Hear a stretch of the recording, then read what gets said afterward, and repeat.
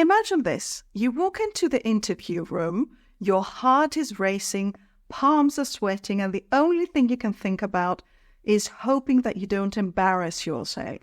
Does that sound familiar? Well, you're not alone. Many candidates experience anxiety during interviews, especially when English isn't their first language. But here's the good news. Confidence is not something you either have or don't have. It's something that you can absolutely improve and grow. So by the end of this session, you will have the necessary practical strategies and inspiration to walk into that interview feeling prepared, poised, and self-assured. So let's walk through it together.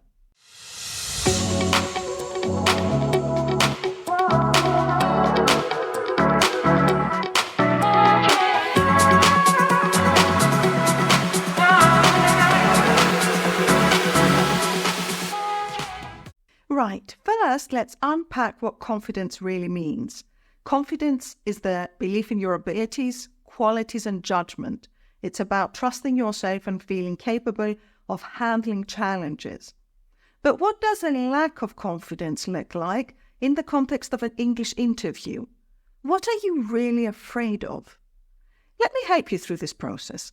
How about you grab your notebook and make a list of all the things you feel could go wrong in a job interview. Just write down your thoughts in a draft, all the scary things that could happen to you. Let me give you an example. Things that could go wrong in my interview. Number 1, I may freeze and completely forget how to answer the question. I might forget important vocabulary or phrases. I could misunderstand a question. My nerves might make me speak too quickly or forget to pause. I might struggle to explain my experience clearly. They might not like how I look. I might use informal language by mistake. I might forget to ask my own questions at the end. My accent or pronunciation might make it hard for them to understand me. I might not know how to respond to personal questions about my strengths or weaknesses. Okay, now that we have this list, what I want you to do is make a second list and really be honest about this one. Which of these problems is really a problem? Try to look down on yourself and really be critical here. Do you really believe, for example, that your pronunciation might be hard for them to understand? Is it that bad? Could it cost you this position? Have you ever had significant problems so far at work because of your pronunciation? If so, keep this fear on the list. If not, delete it immediately. Delete it from the list, delete it from your brain, delete it from everywhere. Because in most cases, people develop fears that are not real. They are preconceptions about interviews in general that we tend to personalize and internalize. Unfortunately, there are many forces out there contributing to these illusions. Society, social media, even bad managers and leaders can over time make us feel less confident and secure. Now, if you approach an interview with this negative voice in your head, this will put you in a situation that we call a self-survival mode. Anxiety will rush in, you will probably start sweating and breathing faster because this is your body's natural response to a threatening situation, and this can actually cost you your dream job and a position that maybe is a really good fit for you. So the whole purpose of this exercise is to eliminate unrealistic fears and identify problems that you need to work on. So once you've eliminated the items on the list that will not cause you to lose this position, then you end up with a few issues that are real. And here is where we need to quote Simon Sinek, a renowned motivational speaker, who said that your greatest weakness is your greatest strength. What he means by this is that acknowledging and embracing your weaknesses can ultimately lead to personal growth and development. When you approach an interview with a mindset of learning rather than proving yourself, you'll find that you naturally become more relaxed. So how do we cultivate this confidence? I'd like to talk to you a little bit about the power of visualization in building confidence. This involves picturing yourself succeeding in your interview. Research shows that athletes often use visualization to enhance their performance, and it can work wonders for interview preparation too. I remember one very powerful interview with Arianna Huffington. She was the creator of one of the first digital media platforms. I remember how she said that she had grown up in a modest household. She was born in Greece in the 1950s, and at that time, things were difficult. But she had an amazingly strong mother who made it possible for them to visit Cambridge during her childhood. By visualizing this place, the university grounds, and the endless opportunities, she actually manifested this picture and ended up studying at Cambridge University on a scholarship. So visualization works. You don't have to actually be there. You can imagine being there, having this position, and what it would look like for you, your future, and your family. So before the interview, try to find a quiet space to close your eyes and visualize yourself entering the room, shaking hands with the interviewer, and answering questions confidently. Imagine feeling relaxed and articulate as if you're in control of the conversation. The more vividly you visualize this scenario, the more likely it is to come true. Visualization primes your brain for success and reduces anxiety by familiarizing yourself with the situation in advance. Now, at this stage, you might feel confident, but you also need to seem confident. So how do you handle questions effectively to sound confident and persuasive? Here are some tips. Number 1, listen carefully. Pay attention to the interviewer's questions. If you don't understand something, ask for clarification. It's perfectly fine to use phrases like, "Could you please rephrase that?" Or, "I'd like to make sure I understand. Are you asking me about my current work experience?" This shows that you're engaged and that you're thoughtful. Number 2, take your time. It's okay to take a moment to gather your thoughts before answering. This demonstrates that you're considerate and you're not rushing your responses. You can use phrases like, "That's a great question. Let me think for a moment." This shows maturity and poise. Number 3, structure your answers. Use frameworks like the STAR method, situation, task, action, result, to structure your responses. For example, if asked about a challenge you faced at work, describe the situation, the task at hand, the actions you took, and the result achieved.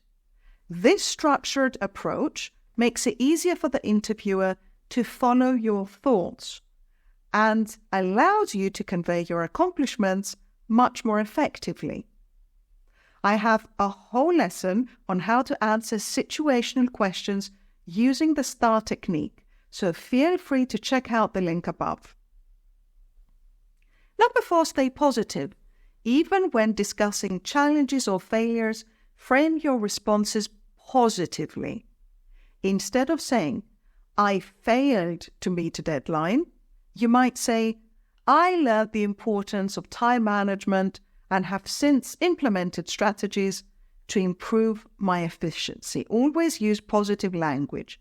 This demonstrates resilience and a willingness to learn from your experiences. It shows you have a positive mindset, a mindset of growth. Number 5, practice active listening. Show that you're listening by nodding, maintaining eye contact, and responding appropriately. After the interviewer finishes speaking, summarize what they said before answering to demonstrate your level of engagement. For example, you could say, I understand that you're looking for someone who can handle high-pressure situations, and I believe my experience in this area aligns well with this need. Another great way to build confidence in yourself and your work experience is, of course, by preparation. Preparing what you have to say is your secret weapon, because not everyone can just speak on the spot, have questions asked and answered immediately. Here's the best way to prepare. Always research the company. Take time to understand the company's mission, values, and culture. This knowledge will help you answer questions in a way that aligns with their expectations. For example, if you're interviewing at Google, highlight your innovative thinking and problem-solving abilities. This will show that you not only understand the company, but also see how you fit within this company. Number 2, practice common interview questions. Familiarize yourself with typical questions like, tell me about yourself, or what are your greatest strengths? I have already uploaded fantastic lessons that will help you create amazing answers for some of these questions. The link to the videos is just above. Now, I know that many of you like to create scripts for their answers, and this is fine, as long as you don't memorize these scripts. Scripts should be made to structure your thoughts and remind you of key phrases and vocabulary. If you do memorize each and every word, you may risk forgetting important parts and losing track of your answer. This is one of most people's biggest fear. Consider writing down your responses to these questions and practicing them out loud. This will help you articulate your thoughts clearly during the actual interview. Conduct mock interviews. Practice makes perfect. Conduct mock interviews with friends or with English teachers. This practice not only helps you articulate your answers, but also gets you accustomed to speaking English after a lot of pressure. You can even use platforms like Zoom to conduct virtual mock interviews, because the more you practice, the more comfortable you will feel. If you would like to meet on Zoom to practice your specific interview answers, feel free to check out my website and schedule a meeting at a time of your convenience. And don't forget to prepare your questions. At the end of an interview, you'll often be asked if you have any questions. Prepare thoughtful questions that show your interest in the role and in the company, of course. Now let's talk about your non-verbal communication, because your body language plays a crucial role in how you come across during an interview. Here are some essential tips. Maintain eye contact. This shows confidence and engagement.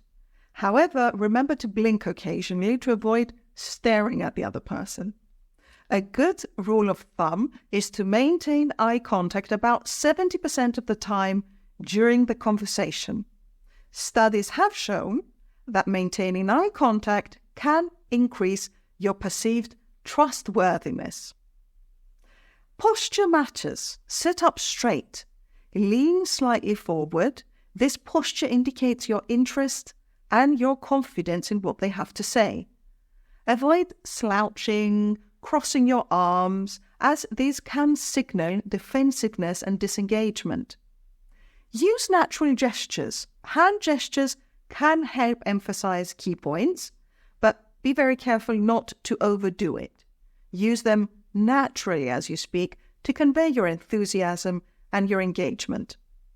Don't forget to smile. A genuine smile can go a long way in making a positive first impression.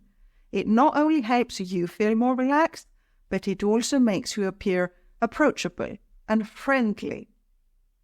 Number 5, control your breathing. If you start feeling anxious, take a few deep breaths before entering the interview room. This can help you calm your nerves, and it will also help you clear your mind. Breathing exercises are a proven method to reduce anxiety. You can consider using a technique that's called 4-7-8 breathing method. Inhale for 4 seconds, hold for 7 seconds, out for 8 seconds.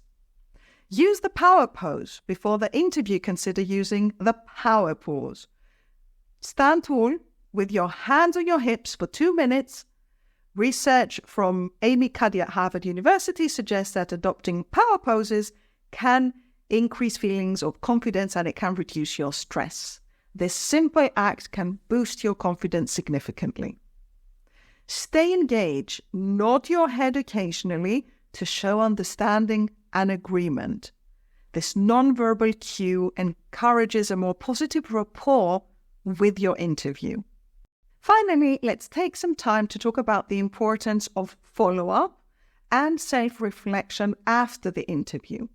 So after the interview, it's imperative to send a thank you email within 24 hours of your interview.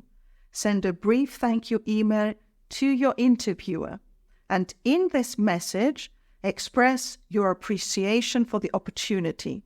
Recap a few key points of the discussion and reiterate your enthusiasm for this role. This simple act can leave a lasting impression.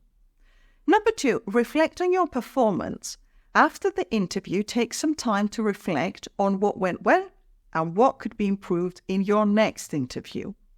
Write down your thoughts to track your progress, if you like, for future interviews. This reflection helps you identify areas of improvement and reinforces your growth mindset. Number 3, seek feedback. If possible, ask for feedback from the interviewer. This shows your willingness to learn and to grow, and it can provide valuable insights for your next interview. Number 4, of course, stay positive. Regardless of the outcome, maintain a positive attitude. Each interview is a learning experience that brings you one step closer to your goals. Remember, confidence is built over time through practice and experience, so you need to keep on pushing. To wrap up, building confidence for your interviews is a journey that requires preparation, practice, and of course, a positive mindset. In order to recognize your strengths, you have to prepare thoroughly and approach interviews as opportunities for growth rather than just high-stake evaluations. Thank you for joining me today. If you found these tips helpful, don't forget to subscribe to Speak Like a Leader for more insights into mastering your interviews in English. Until next time, keep practicing and believe in yourself.